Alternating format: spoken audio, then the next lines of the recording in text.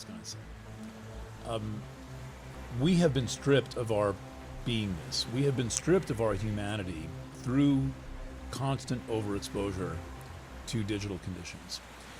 We haven't all been stripped of all of our humanity, but I'll tell you where I feel it the most personally. And I think I remain pretty well incarnated, and I wake up in the morning and I devote myself in service to humanity and not the robot every single day.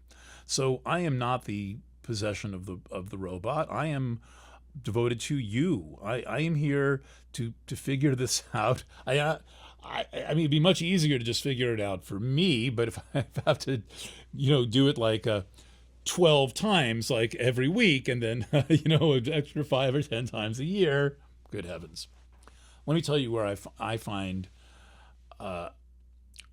where I notice.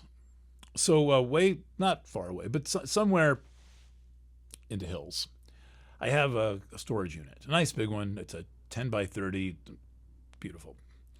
It's nice and organized. It's got a huge table in it and file cabinets, and it's very quiet, except for a little bit of traffic. It's very quiet, and a lot of my old stuff is there.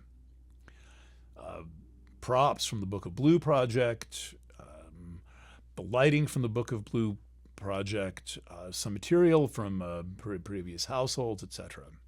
But also there is a very big part of my poetry archive.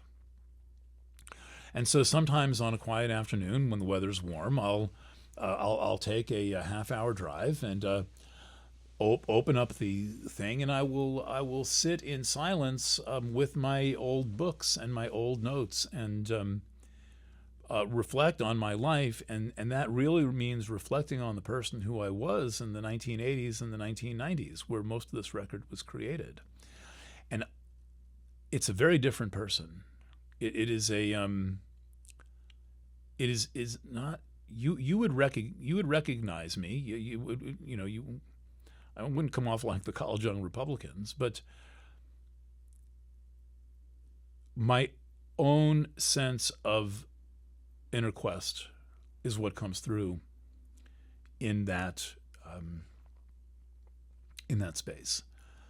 I can almost feel the ghost of who I was looking through the papers, much of them handwritten, some of them typed on my first computer, in search of the previous person who I was, trying to make sense of who that person was, and in a way practicing a kind of a soul retrieval. I'm going to pause for a second. Hopefully this works. Where's the pause button here? I haven't done this a lot of times. Come on, the pause button should be easy to find. Ah, there it is. Pause. Hold on one second. A digital instant, as I used to call it. I'm now reading for approximately the fourth time a book that I discovered when I was in university. I was the kind of young person who was on an active spiritual path. I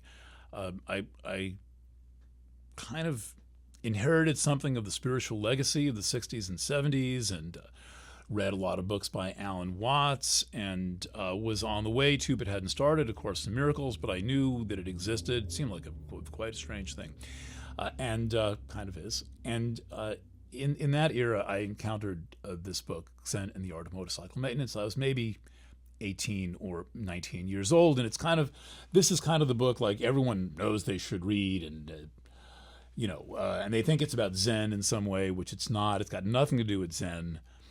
But it's got something to do with something. And talking about my visits to my storage locker, it's not exactly a locker. It's kind of a facility, a small warehouse, which, by the way, includes the records of my reporting on PCBs and dioxin in the 1990s. What this book seems to be about is a motorcycle journey from Minneapolis to San Francisco and back. that the author undertook with his son.